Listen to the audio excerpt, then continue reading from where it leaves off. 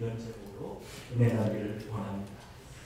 죽음이라는 단어는 결코 아름답게 느껴지진 않는데 어떤 종류의 죽음은 정말 아름다운 죽음이라고 또 생명을 나눠주는 죽음이라고 성경은 말씀하고 있습니다. 오늘 저는 죽는 미랄이 되자 이런 제목을 통해서 우리 모두가 그리스도의 고난과 영광에 함께 동참하게 되기를 주님의 이름으로 축원합니다. 주님은 6월절 사해절에 나귀를 타고 예루살렘에 입성하십니다. 주님이 예루살렘에 입성하실 때 종려주일에 우리 살펴봤듯이 백성들이 열광적으로 그들을 기록하여 왜냐하면 예수님께서 죽은 나사로를 나흘 만에 무덤에서 살리셨기 때문에 약속된 메시아도 왔다고 온 예루살렘이 수고합니다. 그런데 오늘 19절은 오늘 우리가 안 읽은 19절에서 바리새인들이 이런 말을 해요. 바리새인들이 서로 말하되 볼지어다 너희 하는 일이 쓸데없다. 보라 온 세상이 너를 듣는다. 너희 하는 일이 쓸데없다는 말이 무슨 말일까요? 자기들이 계획한 일, 예수 믿는 사람들 하여금 예수를 따르지 못하게 하는 일이 쓸데없다. 온 세상이 이제 그를 알아보고 있지 않느냐 이런 말을 합니다. 그러면서 오늘 본문에 보니까 헬라인들 몇이 예수님 뵙기를 청했습니다. 빌립을 통해서 예수님 뵙기를 청했는데 헬라인들도 예수님의 소문을 들었어요. 아마 이 헬라인들은 유대인으로 개종한 헬라인인지도 모릅니다. 예수의 메시아에 대한 소식을 듣고 헬라인들이 와서 뵙기를 빌립을 통해서 청해요. 그래서 빌립이 안드레에게 말하고 안드레와 빌립이 예수님께 와서 헬라인 몇몇이 주님 뵙기를 원합니다. 그랬더니 오늘 주님이 거기하고 영 다른 말씀을 하세요. 조금 엉뚱한 말씀을 하세요. 무슨 말씀 하시냐면 23절에 보면은 헬라인들이 예수님 만나길 원한다고 예수님 무슨 말씀 하시냐면 인자의 영광을 얻을 때가 왔도다. 이런 말씀 하세요. 그러니까 헬라인들이 예수님을 뵙기 원하는가도 인자가 영광을 얻을 때가 올까요? 그러니까 헬라인들조차도 메시아로 오신 예수님을 만나길 쫓도록 원하는 이 분위기가 무엇일까요? 온 세상이 예수의 메시아 되심을 알게 됐다 이거죠. 그렇기 때문에 이때야말로 십자가를 질 때가 왔다는 거죠. 근데 오늘 여기 문제가 있는 겁니다. 인자의 영광 얻을 때라는 말에 문제가 있어요. 예수님은 십자가를 지시고 부활하실 때를 말씀하셨는데 예수님의 제자들은 어떤 때로 알고 있을까요? 인자의 영광을 얻을 때라는 이 말씀을 다윗의 무너진 장막을 회복시킬 때 로마의 압제부터 이스라엘을 회복시키고 다윗의 그 영광을 회복시킬 때가 이때다. 이렇게 이해했기 때문에 이때부터 좀 뭔가 주님이 말씀하신 의도와 제자들이 주님을 따라가는 의도가 다릅니다. 오늘 이 배경을 가지고 우리가 봐야 되는데요. 육신의 옷을 입고 이 땅을 살고 있는 우리도 영원한 날을 바라본다고 하지만 우리가 자칫 조금 긴장을 주면 항상 우리의 초점이 땅을 향하고 있습니다. 땅에 관심이 더 많다 이거죠. 하늘에 대한 관심보다는 땅에 대한 관심이 더 많습니다. 오늘 이것을 우리가 알아야 됩니다. 그러나 정말 하나님께 쓰임받는 사람들의 특징을 보십시오. 다 그들의 초점은 하늘에 있습니다. 고린도서 4장 18절에서 사도 바울은 이렇게 말하고 있습니다. 우리의 돌아보는 것은 보이는 것이 아니요 보이지 않는 것이니 보이는 것은 잠깐요 보이지 않는 것은 영원함입니다. 한번 따라서 해보시기 바랍니다. 보이는 것은 잠깐요 보이지 않는 것은 영원함입니다. 그러므로 말부터 우리는 보이지 않는 나, 보이지 않는 것, 그것을 위해서 살아야 될 텐데 우리가 연약한 육신을 입은 인간인지라 자꾸 보이는 것에 집착해요. 그건 어쩔 수 없는 현상입니다. 그러나 오늘 우리가 이 예배를 통해서 다시 한번 보이지 않는 것들을 추구해 나가는 저와 여러분이 되시기를 주님의 이름으로 축원합니다. 이런 재미있는 예화가 있습니다. 네가더 장군이 1942년에 필리핀에서 철수를 해요. 그러면서 네가더 장군이 유명한 말하죠. I will return. 그리고 나 다시 1944년에 돌아와서 말하죠. I return. 난 돌아왔다. 이런 말하는데 필리핀 떠날 때 이제 문제가 생겼습니다. 뭐냐면 군인들이 그 주둔하들을 떠날 때는 비밀 문서는 다 수거시켜요. 근데 문제는 뭐냐면 미 정부가 거기에 많은 양의 화폐를 거기다 보관하고 있었어요. 이 돈을 어떻게 할 거냐? 돈을 가지고 갈 수가 없는 거예요. 여러분 돈도 너무 많으면 국가재가 그를 공격해. 여러분들 굉장히 아쉽게 생각하시는 거지만 그런 적이 있었어요. 근데 놔두고 하면 어떻게 되느냐? 적들이 따랐으면 큰일 나죠. 그래서 결국은 돈을 소각시키기로 결정했어요. 돈을 쌓아놓고 피곤한 군인들이 지켜가는 가운데 돈을 태우기 시작합니다. 그건 100달러짜리 지폐 문제였어요. 100달러. 그 당시 1942년에 100달러는 오늘날은 1000불짜리예요. 한 병사가 아쉬운 듯이 의기양양하게 와서 100불짜리 하나를 빼냈어요. 그래서 자기 보조해야 되는 게 아니라 거기다 불을 붙여가지고 다음 대에 불을 붙였어요. 난 한번 꼭 이렇게 해보고 싶었습니다. 여러분들도 그런 분 있을 거예요. 우리 바비큐 할 때 100불짜리 차에다 불 붙여가지고 그걸 불 붙이고 여러분 한번 그런 마음 들잖아요. 근데 여러분 이걸 아셔야 됩니다. 시간이 흐르고 상황이 바뀌니까 돈이 별거 아니더라고요. 옛날에 고등학교 때 그런 시 제가 암송했던 거 기억나요. 낙엽은 폴란드 망명정부의 집회. 폴란드가 망해가지고 망명정부 됐는데 그 집회가 무슨 소용이 있겠습니까? 여러분 그렇습니다. 우리가 인생길에 종점에 이르를 때는 돈이라는 무기한 이제 사람들이 이렇게 쉽게 없어져 버리는 것들에 그들의 시간과 재능과 정력을 쏟아버리고 정작 열정을 쏟아야 될 영원한 세계에 대해서는 무관심하지 않고 그러므로 오늘 사도 바울이 말하는 바 보이는 것은 작고 보이지 않는 것은 영원합니다. 이 말씀 기억하시고 영원한 세계 추구하시기를 주님의 이름으로 축원합니다. 우리가 그리스도 안에서 탁월한 사람들에 위해서는 세 가지 조건을 갖춰야 됩니다. 우리 세 가지 조건을 같이 한번 볼까요? 그리스도 안에서 탁월한 사람들에 위해서는 첫째로 영원한 세계를 향하여 눈이 열려. 영원한 세계에 대해서 눈이 열려고 두 번째로는 가치관이 바뀌어야 합니다. 세 번째로는 비전이 있어야 합니다. 영원한 세계에 대해서 눈이 열리지 않냐면요. 여러분 모든 것은 땅입니다. 사도 바울은 말합니다. 우리의 바라는 것이 다만 이 세상뿐이다. 우리는 모든 사람 가운데 가장 불쌍한 사람입니다. 근데 우리의 바라는 것이 이 땅이 아니고 영원한 나라이기 때문에 우리는 불쌍한 사람이 아니라 어떤 사람이라고 합니다. 영원한 나라를 바라보는 사람은 불행한 사람이 아니고 행복한 사람인 줄로 믿으시 바랍니다. 어떤 분은 이런 말 하시는 분도 있어요. 이 땅에서 삶도 제대로 못 사는 주제 무슨 영원한 나라입니까? 맞는 말처럼 들리지만 많은 사람들이 범하는 오해입니다. 이 땅에 있는 삶을 제대로 못 사는 이유는 우리의 초점이 이 땅에 있기 때문에 우리의 초점이 영원한 나라에 있다면 이 땅에서의 삶도 형통할 줄로 믿습니다. 하나님께서 정말 영원한 나라를 바라보는 사람을 이 땅에서도 잘 되게 하실 줄로 믿습니다. 중요한 것은 우리의 관심이 어디에 있느냐. 저는 정말 탁월한 사람이 되기 위해서 갖춰야 될 세 가지 조건. 영원한 세계에서 눈이 열리고 가치관이 바뀌고 비전이 바뀐 사람. 그 사람이 바로 사도 바울이라고 믿습니다. 사도 바울은 빌립보서 3장 12절부터 14절 사이에서 이렇게 고백하고 있는데요. 같이 한번 사도 바울의 고백을 같이 읽어보도록 하겠습니다. 시작. 내가 이미 얻었담도 아니요 온전히 이뤘담도 아니라 오직 내가 그리스도 예수께 잡힌 바 된 것을 잡으려고 쫓아가노라. 형제들아 나는 아직 내가 잡은 줄로 여기지 아니하고 오직 한 일 즉 뒤에 있는 것을 잊어버리고 앞에 있는 것을 잡으려고 표대를 향하여 그리스도 예수 안에서 하나님이 위해서 부르신 부름의 상을 위하여 쫓아가노라. 영원한 나라를 바라봤던 사도 바울 이 땅에 있는 동안에 가치관이 완전히 바뀌었죠. 전에 알고 있던 모든 것을 무엇처럼 여겼다고요? 빌립보서에 보면 배설물처럼, 조금 더 원색적인 말로는 똥처럼 자기가 옛날에 누리고 있었던 모든 것들을 버렸다. 그리고 무엇을 향해서 나갑니까? 비전이 있었죠. 위에서 부르신 부름의 상을 쫓아갑니다. 여러분 요셉을 한번 보십시오. 요셉은 20대 노예 생활했습니다. 요셉은 좋은 집안에서 태어났지만 노예 생활을 하는 사람. 노예 생활하는 사람에게 한국에서 흔히 말하는 스펙이라는 감과 배경이 있죠. 노예 생활하는데 배경이 무슨 소용이 있습니까? 자기 이력서를 가지고 가면에게 소용이 있겠습니까? 얼마나 절망입니까?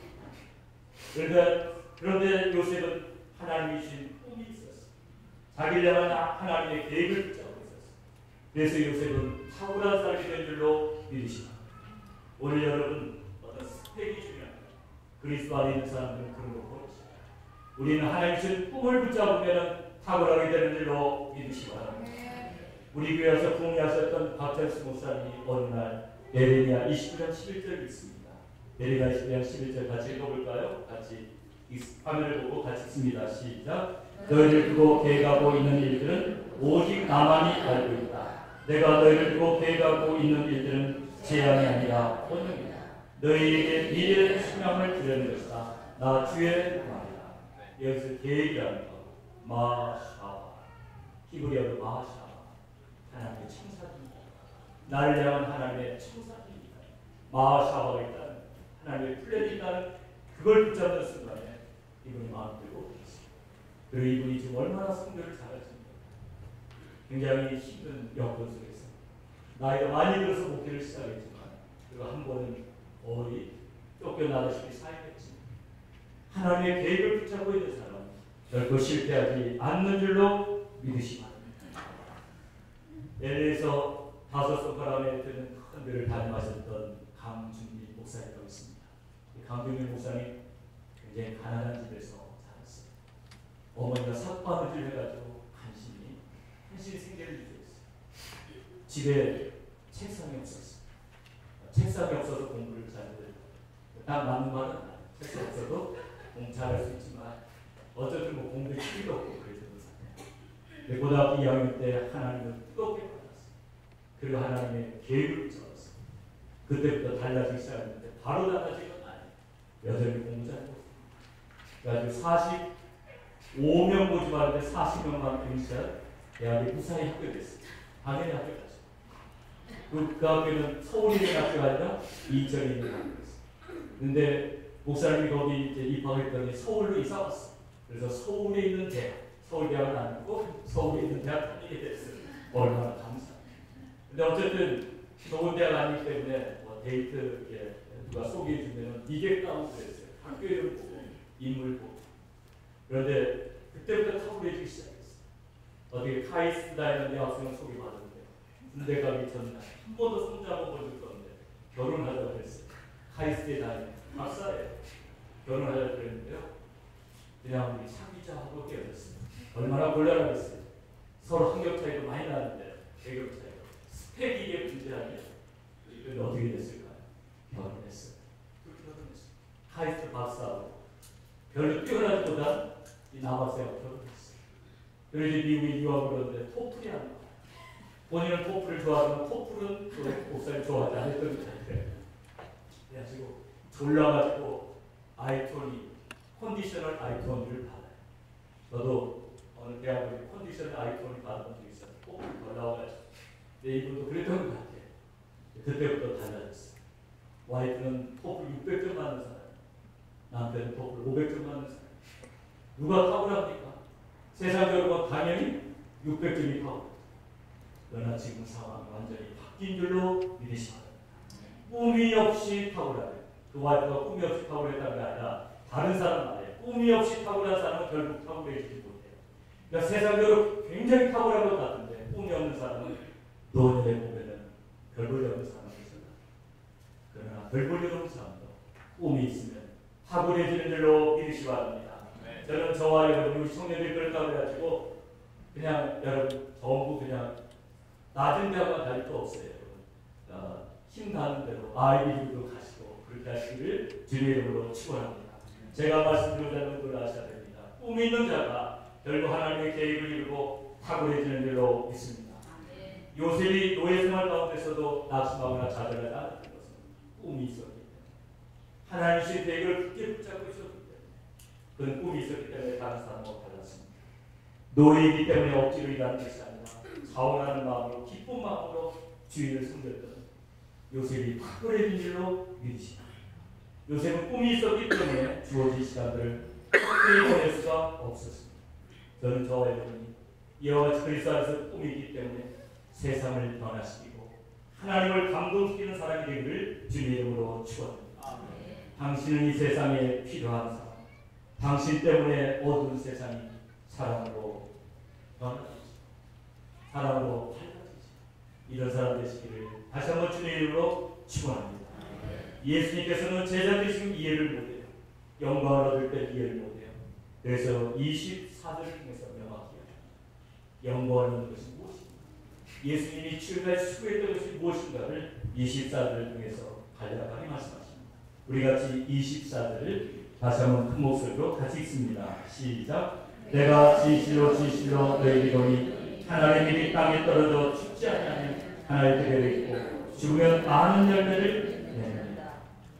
자기가 영광을 얻을 때 와서를 밟으면서 미랄이 썩어서 열매를 맺는 원리를 말씀하십니다. 자신이 죽음으로써 많은 사람이 살게 될 것을 말씀하십니다. 죽어야지 많은 생명을 얻게 되는 걸 말씀하십니다. 그래서 미랄의 비유를 그래서 말씀하십니다. 왜 미랄의 비유를 말씀하셨을까요? 밀이라는 것, 겉으로 보기에는 작은 거에 불과하지만 거기에 뭐가 있습니까? 생명들이 있는 거예요. 미랄에는 생명이 있어요. 여러분, 과학자들이 쌀을 만들어 보려고 쌀 그 씨를 만들어 보려고 막대한 걸 투자했지만 결국 성공했다 실패했다? 결국 실패했어요. 이렇게 이제 원소를 다 집어넣으면 심으면 벼가 나오겠지 안 나오는 거예요. 아무리 그래서 더 이상 이제 그런 연구는 안 해요. 씨는 인간이 만들 수 있는 생명을 하나님이 주십니다. 모든 씨에는 생명이 있는 것입니다. 언니가 열매 맺자 목자에 갔더니 캘리포니아 핸드롤을 만들어서 이제 드셨어요. 잘 드시더라고요. 거의 30분 이상 1시간을 먹고 갑니다. 여러분 그 핸드롤 아세요? 수시 김에다가 밥을 좀 이렇게 깔고 위에다가 아보카도, 오이, 알파카가 생긴 거 있죠? 그것도 이렇게 깔고 게맛살, 그 다음에 빠져서는 안 되는 게 있어요. 여러분 핸드롤 맛을 내려면 빠져서는 안 되는 거 있죠?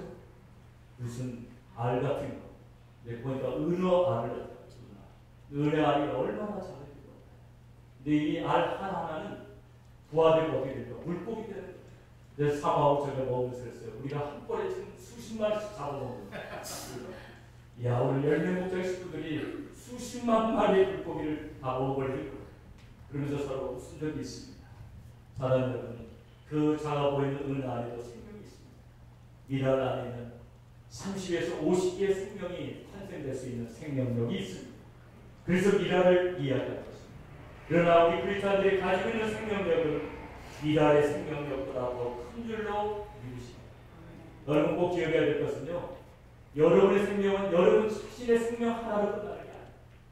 여러분 안에는 엄청난 생명력이 있는 거예요. 여러분이 정말 하나님의 계획을 알고 헌신하면 많은 생명을 살리게 될 줄로 확실히 믿습니다. 그래서 우리 크리스찬들은 절대로 아무리 인생이 힘들고 고난이 겹쳐도 이런 말을 안 해요. 나 하나 사라지고 내가 책임지고 끝내지, 이런 말 하시면 안 돼요. 왜냐하면 여러분 하나의 생명이 없어지는 것도 너무나 아쉬운 일이죠. 여러분 안에 있는 그 엄청난 생명력을 잃어버린다는 것은 고통스러워. 여러분을 그렇게 하잘것없는 존재예요. 여러분 안에 생명력이 있는 것을 믿으시고 그 생명력을 귀하게 여기시는 저와 여러분이 되시기를 주님의 이름으로 축원합니다. 제가 꼭 한번 읽어보라고 부탁드린 책이 있습니다.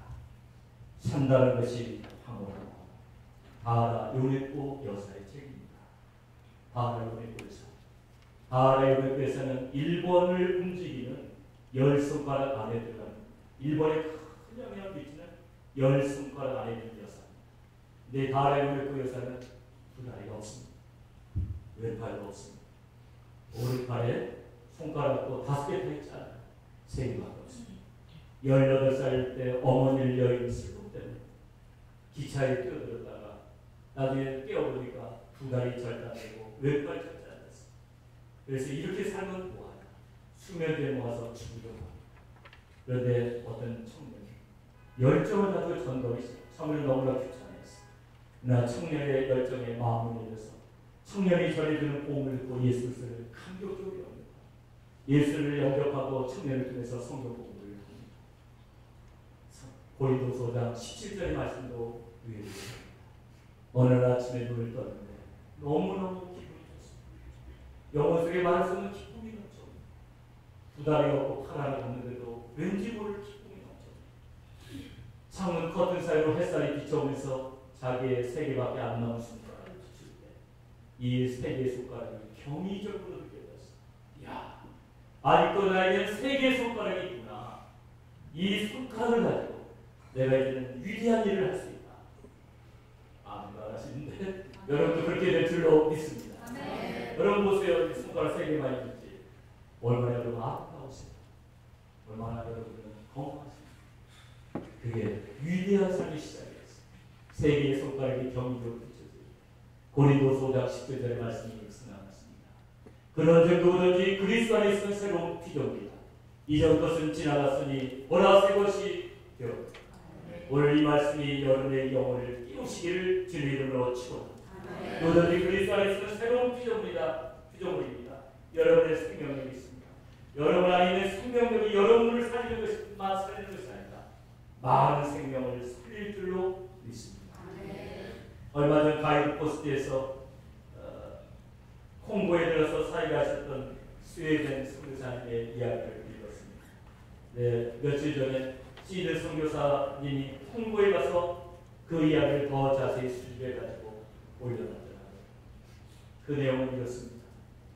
스웨덴에서 살고 있었던 데이비드 앤 스베아 플로드 선교사님은 이제 콩고로 파송을 받습니다. 벨지안 콩고라는 곳으로 파송받는데요. 현재 이름은 자이어입니다. 그들은 시골인 엔델라 마을에 도착해서 복음을 전하고자 했습니다. 그러나 추장이 허락하지 않아서 마을에서 멀리 떨어진 언덕에 흙집을 짓고 기도하며 때를 기다리고 있었습니다. 추장은 오직 마을에서 작은 아이 하나만 이들 만날 수 있도록 허락했습니다. 그래서 이 작은 소년이 일주일 2번씩 계란하고 알을 가지고 선교사님을 찾아갑니다. 스베아 선교사님 몸도 너무 많아요. 키도 1m 50몇 말라리아가 고생해가지고 정말 모든 것을 많았어요. 그런데 소년이 올 때마다 열정적으로 복음 하나님의 말씀을 전했던 소년이 복음을 전 받아들이고 그리스도인이 됐습니다. 얼씬 소년을 이제 양육하던 어느 날 임신을 하게 돼요. 임신을 아기를 낳았는데 17일 만에 이 여자 선교사님은 세상을 떠납니다. 남편 선교사님은 말을 수 없는 슬픔에 잠기고 너무너무 괴로워가지고 그 딸을 다른 선교사님에게 맡기고 자기는 그 콩고를 떠나면서 하나님 이러실 수가 있습니다. 그런데 이 아이를 맡았던 선교사님 부부는 또 8개월 만에 말라리아를 죽습니다. 죽으면서 이 아이를 미국 선교사에게 맡겨요. 미국 선교사님이 이 아이를 데리고 선교사에 나가다가 이제 3살 때 사우스 다코타로 들어왔죠. 이 아이를 양육합니다. 이 선교사님 보는 미국에서 목표를 했어요. 그래서 이 자매가 탁월한 자매로 자라게 이제 성장하게 됩니다. 이제 고등학교를 졸업하고 미네폴리스에 있는 노스 센트럴 바이블 카니지에 가게 되고 거기에서 허스트라는 청년을 만납니다. 그 청년을 만나서 결혼하고 그 청년은 신학교 학자입니다. 둘이 열심히 주님을 섬기던 어느 날 스웨덴에서 어떤 잡지가 날라와서 잡지를 보는데 거기에 콩고에 있는 어떤 십자가가 세워져 있는 어떤 무덤에 가는 이야기인데요. 거기 이름을 보니까 자기 생모의 이름입니다. 스웨어. 자기 생모의 이름이 거기서 있습니다. 스웨덴 말을 보기 때문에 스웨덴어를 하는 교수를 찾아가서 그것을 번역해달라고 했습니다. 내용은 너무나 놀라운 일이었습니다. 거기서 복음을 계속 들었던 스베아 선교사님을 통해서 복음을 들었던 소년이 자라가지고 추장을 설득해서 그 마을에다가 학교를 세워. 그리고 그 아이들이 그 부모들을 또 설득해서 예수를 믿게 하고 추장이 예수를 믿게 하고 그러면서 그 마을 전체 600명이 예수를 믿고 크리스찬 마을을 가겠다. 그리고 이 소년은 이게 콩고의 지도자가 되는 겁니다. 크리스찬 감독이 된 거예요. 결혼 25주년을 맞아서 퍼스트 부부는 스웨덴에 가가지고 아버지를 찾습니다. 그리고 아버지에게 모든 이야기를 들려줘요. 시험에 들어서 다시는 교회 나가지 않았던 아버지가 눈물을 흘리며 회개하며 찬양하며 떠났습니다. 그 후에 영국에 숨어있는 전도대에 참석하게 됐는데 11만 명의 성도를 대표하여 자유에 속은 자유교회 감독이 선교보고를 합니다. 선교보고가 끝난 다음에 이 자매님이 애기 자매님이 가서 물어봅니다. 스베어 선교사라고 하십니다. 그 그 선교사님, 저를 양육했던 그 선교사님, 제가 바로 그 선생님. 얼마나 감격적인 만남입니까? 이를 보고는 이 감독의 초청으로 그 마을에 찾아갑니다. 하얀 십자가 세워진 어머니의 묘수 앞에 무릎 꿇고 엎드려 하나님 앞에 감사드립니다. 그날 마을교회 목사는 오늘 본문의 이 말씀을 설교했습니다. 내가 진실로 진실로 너에게 이르노니 하나님의 일이 땅에 떨어져 죽지 않으면 하나님 그대로 있고 죽으면 많은 열매를 내리리라. 사랑하는 성도 여러분, 하나님의 일이 땅에 떨어져 죽으면 많은 생명을 잉태한 것입니다. 그리고 이날은 반드시 떨어져 죽어요. 새로운 생명을 탄생시키는 데는 반드시 희생이 있어요. 예수 그리스도의 십자가의 죽음이 없다면 부활도 없습니다. 오늘 우리도 이곳에 앉아있지 못할 것입니다. 우리 예수님의 죽으심과 부활은 수많은 인류에게 새 생명을 주었습니다. 그런데 우리 주님께서 주시는 말씀 얼마나 역설적입니다. 25절을 볼까요? 25절. 오늘 말씀은 가벼운 말씀이 아닙니다. 많이 무거울지도 모릅니다. 같이 우리 25절을 같이 읽어보겠습니다. 시작. 자기 생명을 사랑하는 자는 잃어버릴 것이요 이 세상에서 자기 생명을 미워하는 자는 영생하도록 보리라. 생명이 없도록 중요한 건데 미워하라고 말씀하고 있습니다. 얼마나 역설적입니까? 가장 가치 있는 일을 위해서 자기의 삶을 드리다. 자아가라는 그런 말은 아니지. 생명을 경시하라는 말 아니지. 가장 가치 있는 일에 네 생명을 드리라. 그게 미워. 미워하는 자는 영생하도록 보존한다고 말씀하셨습니다. 사랑하는 성도 여러분, 우리 이야기는 이 땅에서 끝나지 않습니다. 우리 이야기는 영원한 나라에서도